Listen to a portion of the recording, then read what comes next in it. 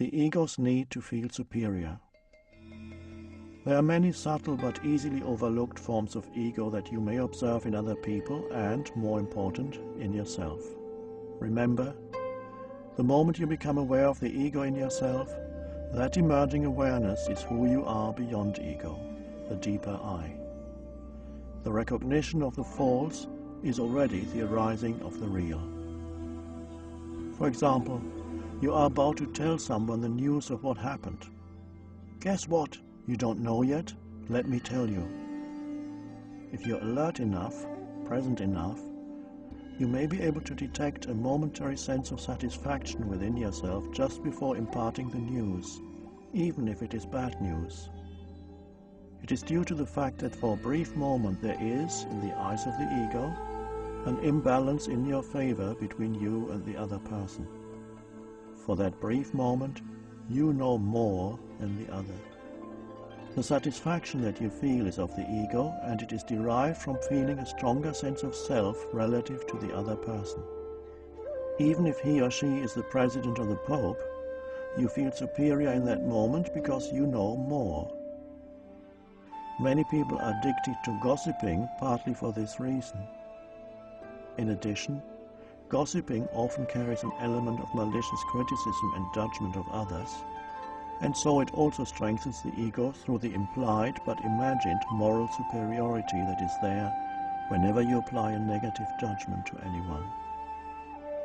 If someone has more, knows more, or can do more than I, the ego feels threatened because the feeling of less diminishes its imagined sense of self relative to the other. It may then try to restore itself by somehow diminishing, criticizing, or belittling the value of the other person's possessions, knowledge, or abilities.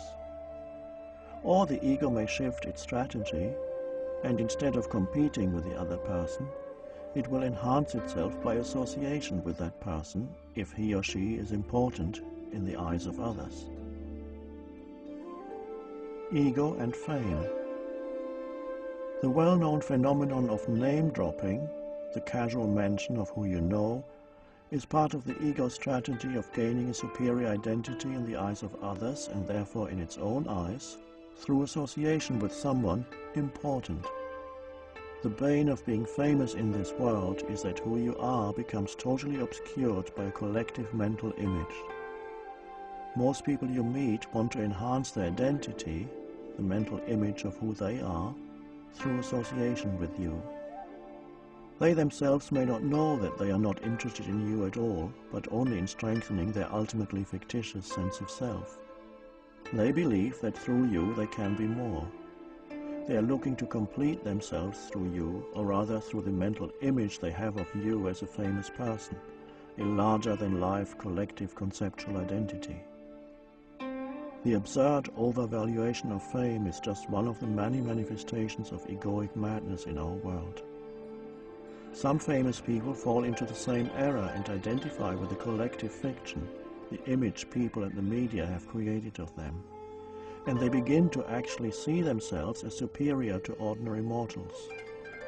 As a result, they become more and more alienated from themselves and others, more and more unhappy, more and more dependent on their continuing popularity. Surrounded only by people who feed their inflated self-image, they become incapable of genuine relationships. Albert Einstein, who was admired as almost superhuman and whose fate it was to become one of the most famous people on the planet, never identified with the image the collective mind had created of him. He remained humble, egoless. In fact, he spoke of a grotesque contradiction between what people consider to be my achievements and abilities and the reality of who I am and what I'm capable of.